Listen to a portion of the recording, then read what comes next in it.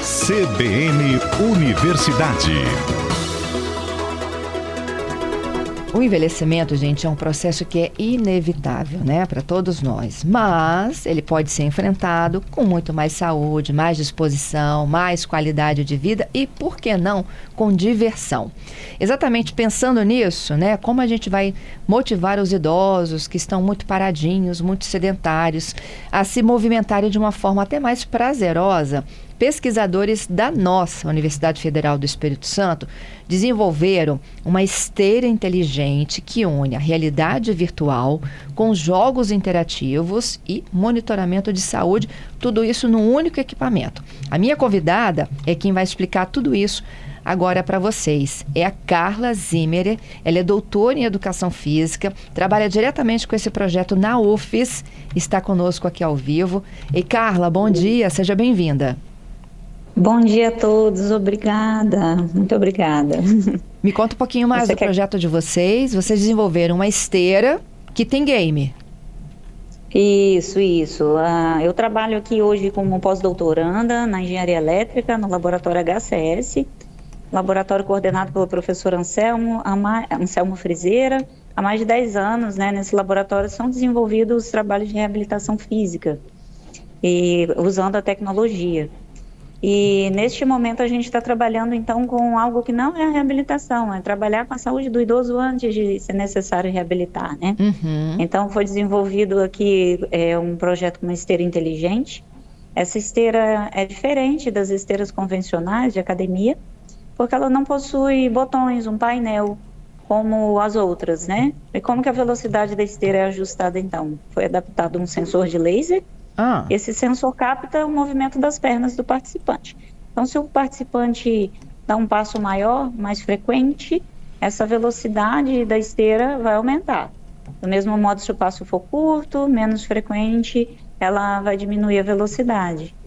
E essa esteira é integrada com um jogo de realidade virtual, onde você tem um cenário que você assume o papel de um fazendeiro que tem que ajudar um coelhinho a pegar frutinhas que aparecem na tela, de acordo com as estações do ano.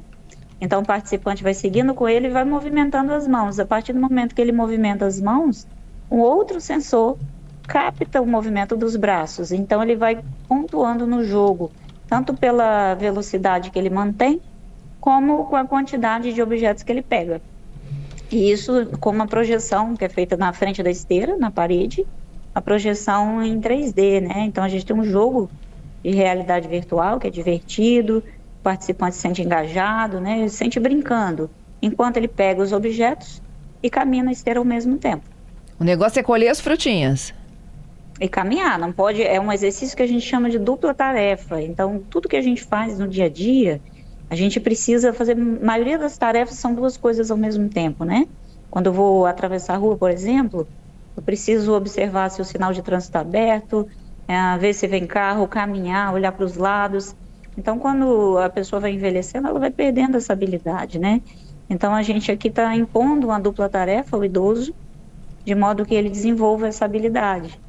Então, ele tem que caminhar ao mesmo tempo que ele pega os objetos que ele vê na tela. Então, um jogo bem dinâmico, envolvendo o corpo todo. E a mente, né? E a mente. E como que é esse movimento de capturar as frutinhas? Ele tira a mão da esteira nessa hora?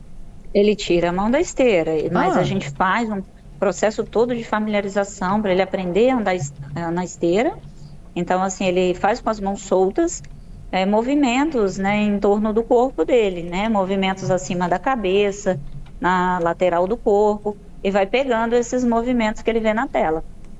Mas isso não é um risco dele se desequilibrar? Então, a gente faz um processo muito longo. A nossa esteira também é equipada com barras laterais, né? Não é diferente daquela esteira da academia, que ela possui só um painel na frente, né? É uma esteira adaptada, ela possui barras laterais, e a gente faz um longo processo de aprendizado das tarefas separadas, ou seja, primeiro ele vai aprender a conduzir a esteira, depois ele vai aprender a só pegar os objetos. Depois ele vai aprender gradativamente a fazer as duas coisas juntos. E o jogo ele tem algo bem legal. Ele não impõe um desafio muito grande para a pessoa no início. E todo esse desafio ele é calculado de acordo com a capacidade individual. E a cada 5 minutos do jogo, o próprio jogo modula esse desafio a depender do desempenho. Então, se a pessoa foi bem, ele vai aumentar um pouquinho Sim. o desafio. Se ela foi mal, vai reduzir. Então, isso faz com que o idoso se sinta mais seguro, ele consiga ser mais assertivo nas ações na esteira, aumentando a segurança. Entendido. Professora, e o uso do game para idosos? Que tem muitos que não têm nem essa habilidade ainda, né? Isso, mas as diretrizes internacionais, né, na ciência já tem apontado muito o uso de games da gamificação, né, para o processo de reabilitação física, para o processo de exercício, porque entende-se que uma reabilitação, um programa de exercício, às vezes é um tanto quanto monótono. Então, você consegue aumentar o número de repetições, a diversão, a pessoa, por exemplo, durante o jogo, ela eleva os membros superiores centenas de vezes. Se ela fosse fazer isso dentro de um programa de exercício físico ou de reabilitação, isso estimula ele de maneira mais divertida, né? Uhum. E gradativamente com os desafios, né? Entendido. E quando ele se deu conta, ele já bateu a meta dele? E já bateu a meta, ele nem percebe. E eles estão adorando, assim. Está sendo um processo muito legal. E como é que vocês conseguiram reunir esses idosos? Eles fazem parte de um projeto de extensão? Não, na verdade, a universidade tem um NAP, que é um programa que promove a participação do idoso dentro da universidade em várias tarefas, como até aprender inglês, aprender a mexer no smartphone. Então, a gente fez uma parceria com o NAP, o NAP nos ajudou a divulgar a nossa pesquisa e rapidamente a gente conseguiu recrutar os voluntários participantes, né? E eles estão se divertindo, Carla?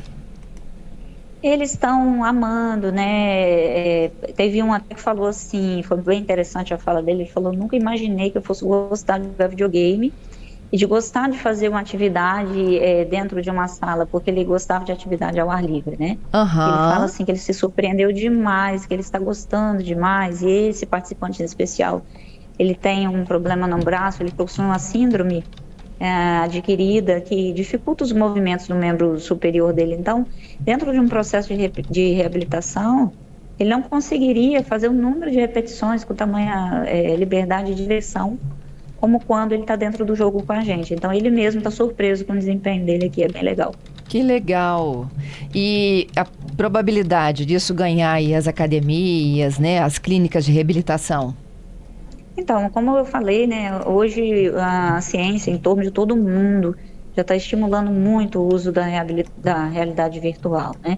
Então, a gente desenvolve aqui os sistemas, a gente testa, a gente vê o que pode ser melhorado e, com o tempo, a tendência é que isso vá tomando os espaços, né? Como se você parar para pensar, alguns anos atrás, a gente não tinha um smartphone como a gente tem hoje, né? Então, isso foi desenvolvendo e tomando uma proporção grande. Hoje qualquer pessoa tem um acesso a um smartphone praticamente, né? Sim. Então, a tendência é que a realidade virtual assuma esse papel cada vez mais na vida da gente também, seja no contexto do exercício, no contexto educacional. A gamificação tem se ampliado bastante. Adorei. Carla, obrigada, viu, pela sua gentileza, hein? Que isso, agradeço pelo convite, tá? Tchau, tchau. Parabéns pelo trabalho de vocês aí na universidade. Obrigada, tchau.